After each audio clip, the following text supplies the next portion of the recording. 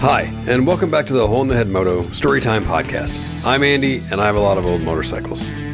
This season of the podcast is an evolving conversation with one of my closest friends that ultimately results in a ridiculous endeavor during a worldwide pandemic.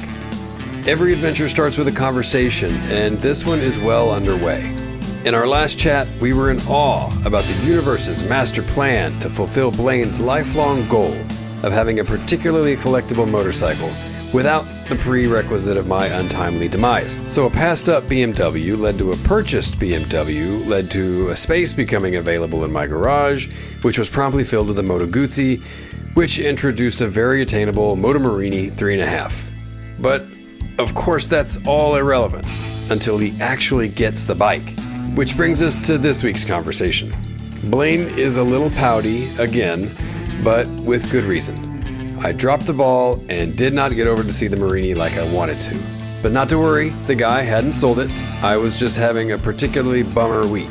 So, with my pity party ups and downs, these conversations and Blaine's utter lack of sympathy have been a welcome distraction and an opportunity to recalibrate some of my priorities, which we'll get to in a later episode. So, here we go, episode 5 of the Hole in the Head Moto Storytime Podcast.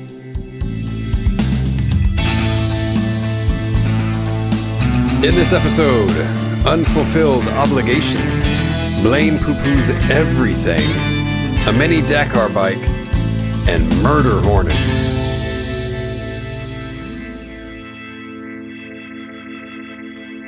Yeah, what do we got? We got a lot to talk about. Evidently, you're too damn busy to give me any sort of meaningful update or movement on the Morini purchase. That is basically in your backyard. Yeah. Now, if you remember last week, I said, please don't play that mediocre bullshit role where you think, well, if I have time, or all of a sudden I have to do my work, or I don't think my wife would really appreciate it if I left the thing. I said, we can't be that guy that only has the motorcycles that his wife lets him have.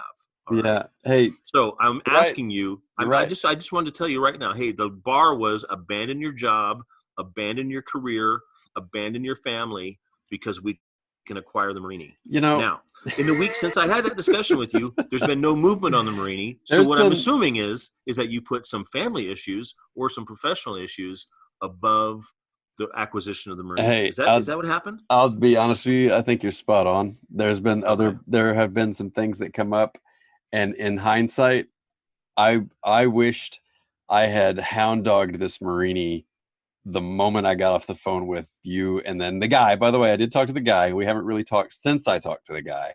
But yes, given the last week, in retrospect, I should have been nose down getting that goddamn Morini for my friend Blaine. Because that would have been way more meaningful than probably anything else that of the obligations that you had to follow through with. You have no idea how much more meaningful that would have been. Yeah. So you know that now you've set the course for a story to unfold, and it's going to be like, choose your own ending. One of them is someone else got the Morini, which means I'll probably never speak to you again, and that means I'm back on for letting you die. Yeah. All right. Well, and now potentially with a reason. And I know it's complicated because I realize on the other hand, I've said, hey, I would let you die for your Marina. That probably had to hurt your feelings a little bit. And then you thought, well, hey, I don't know if I need to work that hard to get this guy a motorcycle. He's offered to kill me. So, I mean, I do know that this is somewhat of a complex issue, but the love of motorcycles, and especially Italian motorcycles, should have been the thing that pierced through all the bullshit. Yeah. Well, okay. So let's talk about where I did get with the guy. And I already got your text. He's hard at 3,000. He's rebuilt the motor. He's hard-ish. He's hard-ish at 3,000. He's had it for 20 years or so. And he bought it from, I don't know, somebody who didn't know what it was or didn't care or whatever. He kind of put his spin on it. He was going to put rear sets on it. So the state of it is that the shifter and the brake lever are gone. They're not, or rather they're off the bike. Okay. That's tiny. It's not a big deal because he still has them. So that's good. Right. And so I at this point, there's no real, you're right. There is no real update except that given its state for 3K, I want a runner that's ready to go. It is not that. So you know what I mean? So I don't have any real fear or trepidation around it because at the end of the day, it's not my money. But if it were me, those are small things. Those are assembly, except the shifter is kind of a weird, like it has a linkage that goes under the chassis, under the engine, and it's kind of, if you don't have the part, it's a bitch to find, or you can just go to right side shift. Mm-hmm. Right, doesn't matter. So if those things are fine, and you're going to do that anyway, great. Then the 3K is reflective of its Well, rarity-ish. in your text, you mentioned that he'd gone through the top end, but it currently is not a runner because, like, it won't start or does not start, or you can't ride it because he's got the linkage all apart. The latter. My understanding is that it does start and it runs, and it's probably it starts and runs the same way that like my Bull Taco will. Like if I go in there, give it a little spritz, it'll fire up after 20, 30, 45 minutes of pedaling. My assumption. And yes, I know. I just want to bring up the fact that yes, that is an assumption because you're promised to go and see it in person went unfulfilled. So of course we're going to deal with your assumptions. It's been a long week. A long week. Well, I don't mean to make it any longer, but I mean, you realize it's been a long week here as well. Yeah, you've been on pins and needles, huh? Well, I mean, today when you said, "Hey, were you going to take the call today?" I thought, well, no, because I'm on my way to Seattle to look at a Morini, and so I may not have coverage because I'm driving, across the country. Let's talk about to look at that. Let's get an update on that. Let's get an update. Right. Okay, put your all right. Well, I think pacifier. It's out there. I'm mad. I'm pouting a little bit. You're a little bit pouty. Bit pouty because we've had no movement on the Morini project. I do have to concede that obviously my Morini is not your problem. It is now. So I can't really bully you into it. I did as much as I could really to bully you into it. I've threatened your life. Yeah. And so I mean, I guess I'm just sort of at the mercy of fate. Which in my mind means, you should probably just drive over there and get yourself a coffee and look at it. But obviously it's not that simple for you. Yeah. So I'm going to wait for things to simplify it for you. Well, I appreciate that. But did you get the one I sent you though? Yes, I saw the Cagiva, which is interesting. We should talk about it, but there's no way that's a bike that's going to gain any value. That's a quirky oddball. Yeah. Way off in the left field, 2-stroke, which I like. I mean, I like it a lot. But it's so oddball that you could buy it for what he's asking for, which is too much. Yeah. And then end up trying to sell it for what you bought it for, which is too much. And I think you could end up easily running out of parts and key issues for that bike. So I think you're just going to have that bike. You're going to really. A person would really think, wow, I got this really neat rare thing. People would be confused that rare is valuable. It is not. And it is not in the same class as an investment motorcycle. Sure. It's a desirable motorcycle. I've never seen one before. Yeah, I've seen there's a few little 2-stroke Cagivas that come up that are like super motocrossy. I've never seen, it just seems like, by the way, what we're talking about is a Cagiva Tamanako. And it's a little 125cc 2-stroke, but it looks like it's a mini Doc R adventure kind of poser bike. Well, God, you're so judgy today. Christ! Well, because every word as it leaves my mouth, it feels unfulfilling and hollow and bitter because it's not about the motorcycle that I wish we were talking about that I thought would be in the back of your pickup. Well, okay. But anyway, you're right. I don't mean to say that it's a poser bike, but I was going to say that Europeans in general have much more appreciation for those kind of rally look-alike bikes, light dual sports or major dual sports, and I love every one of them. Every single one of those European bikes I love.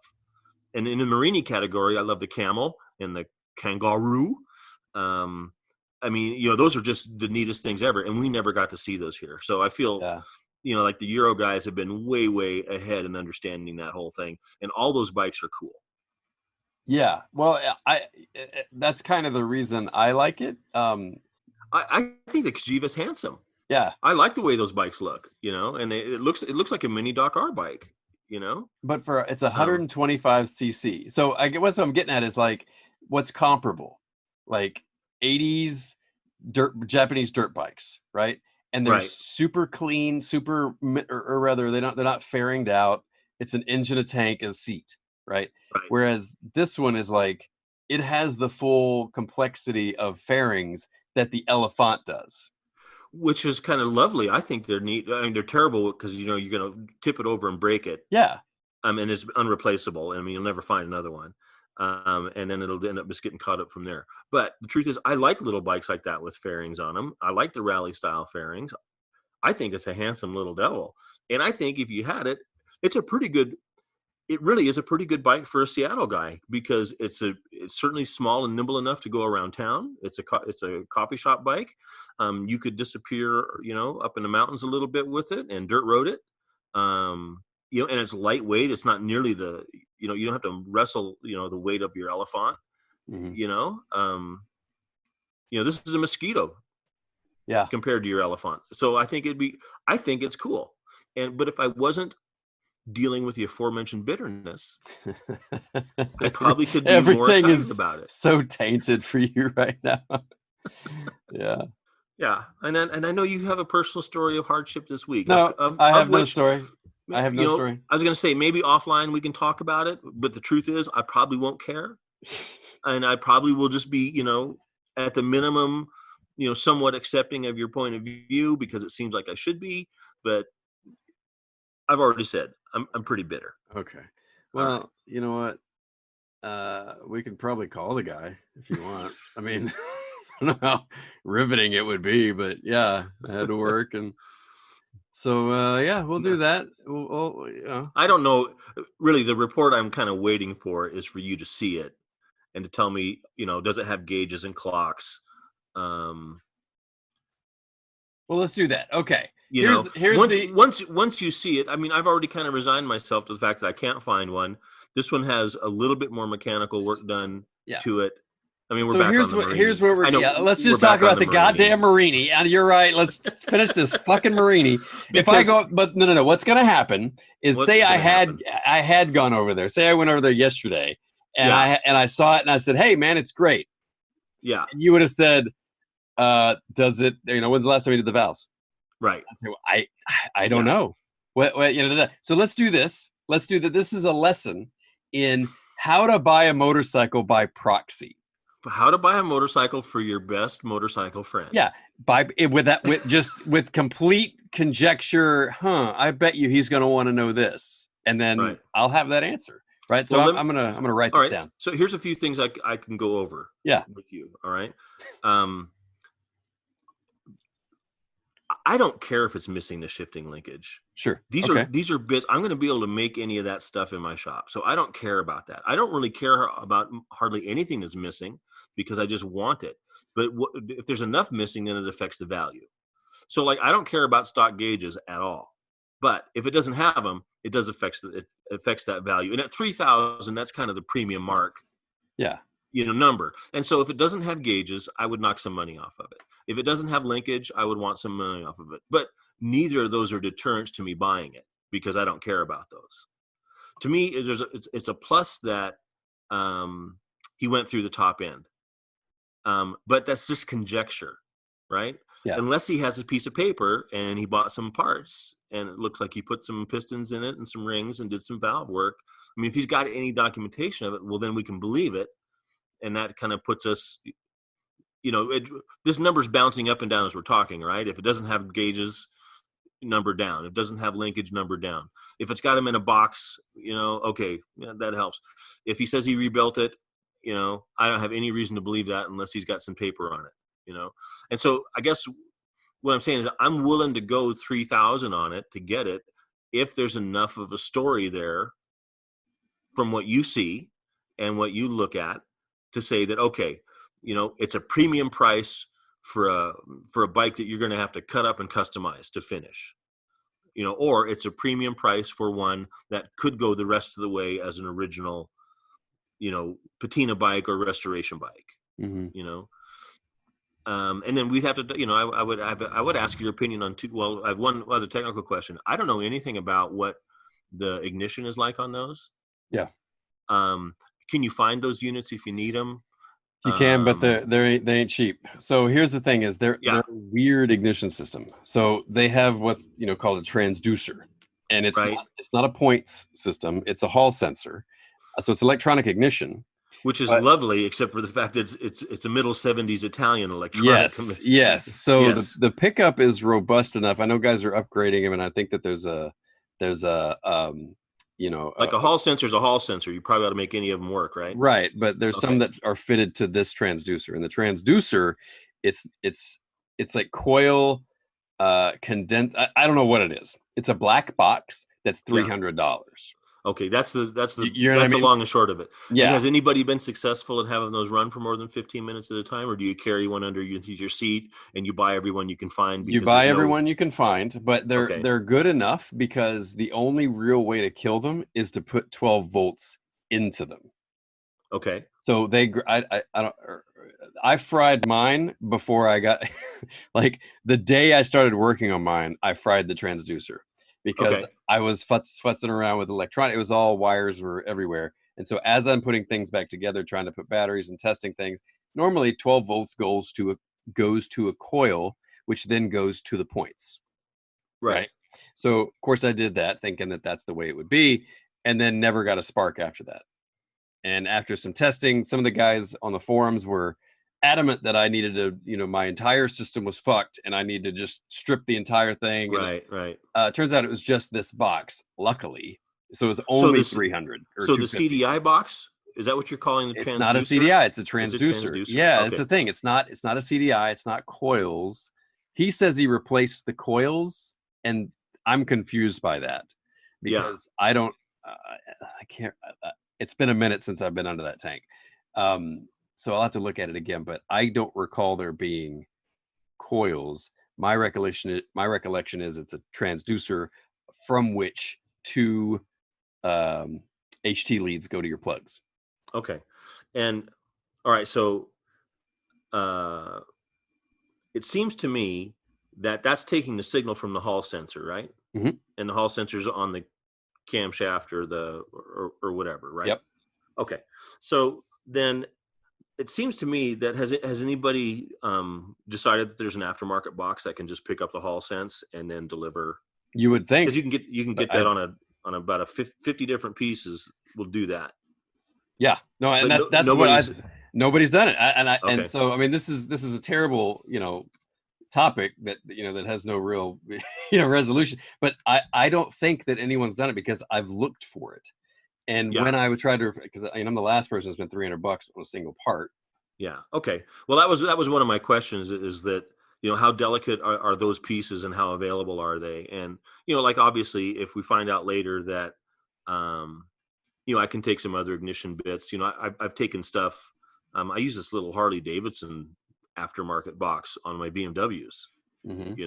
And all it does is it just says, hook up your hall sensor here, and it gives you spark, and you can even select different ignition curves on it. I mean, it's just like a standard little ignition box with two leads coming out of it. Yeah. So I'd be curious why that can't work, or if you get that box, which is available at any Harley dealer. I forget what it is.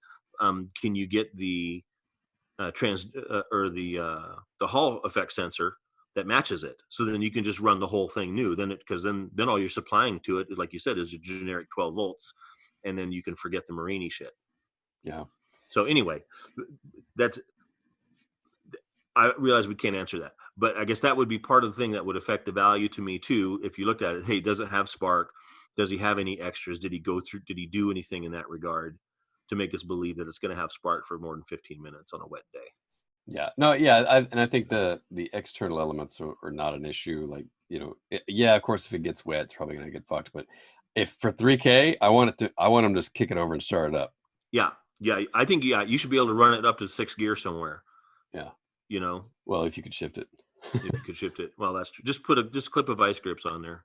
Well, Okay. I mean, so I didn't really learn anything. I didn't write anything down during that whole back and forth, but I understand what we're looking for now, which is pretty well Okay. what I did earlier. So Yeah.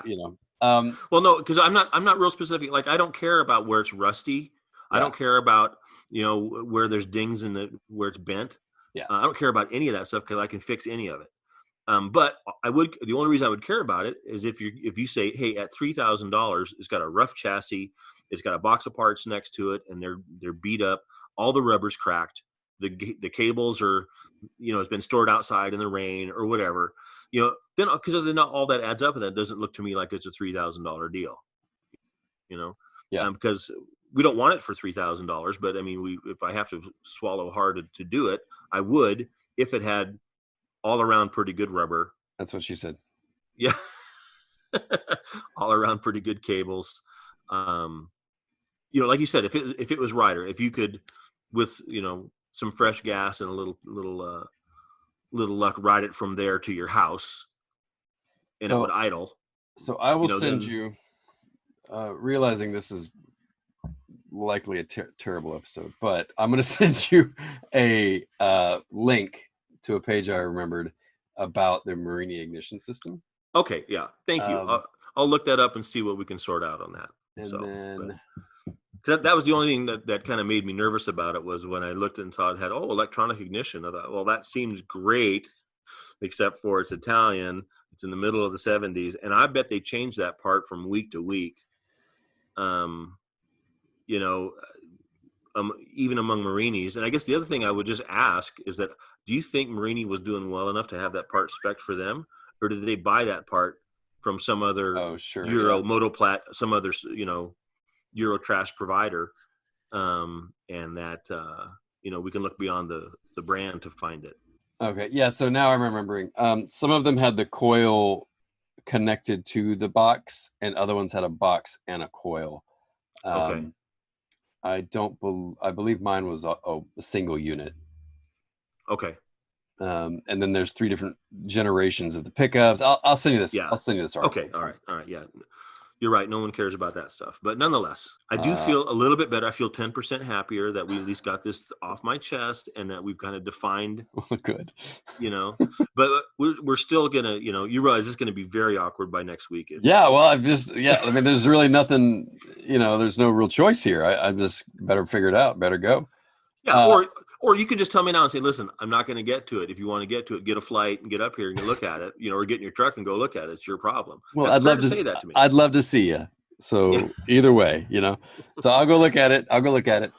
I do have some other motorcycle housekeeping this weekend. So I'll do them all at once. I got to go look at a fender for the Ducati. And knowing that there is a pandemic on, going to buy a motorcycle and even having that guy bring the Guzzi over, like, I don't really know how things work. Yeah. You know what I mean? Like we don't shake hands. I don't, what do we do here? I don't know what to do. Yeah. So that, oddly enough, you have to wear your full face helmet the whole time. Yeah. Yeah, just with the visor down. Like, I just don't know what to do. So, Yeah. Do you think riding gear is pretty much okay for pandemic non-viral spreading and protection? Yes, but the helmet is a hard surface. Yeah. So you'll have to wipe it down. Right. So if you wear your riding gloves and your pants and your Ducati jacket, I mean, is that enough protection? But what that will protect you from is the fucking murder hornets. You guys can't get a break up there. Yeah, that's pretty old. I'm gonna go look at this Morini. Yeah, I'll be waiting right here with bated breath.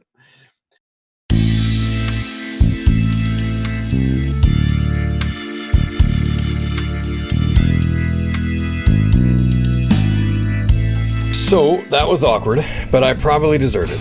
Not necessarily for having no report for Blaine, but really for allowing some external things that I don't care about impact those that I absolutely care the most about. And I don't just mean motorcycles.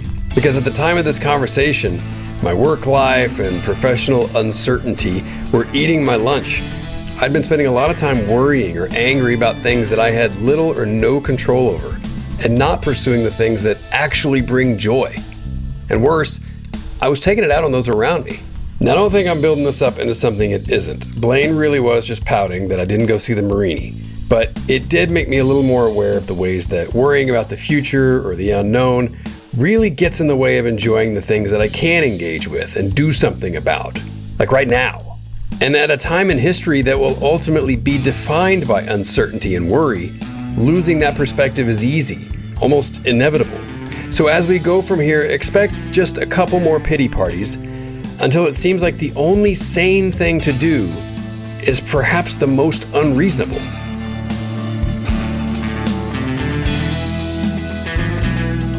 You can find us on Facebook and Instagram at Hole in the Head Moto. Drop me a line. Better yet, subscribe and leave a review on iTunes or wherever you listen. It is super helpful. I appreciate the feedback. So until the next one, take care.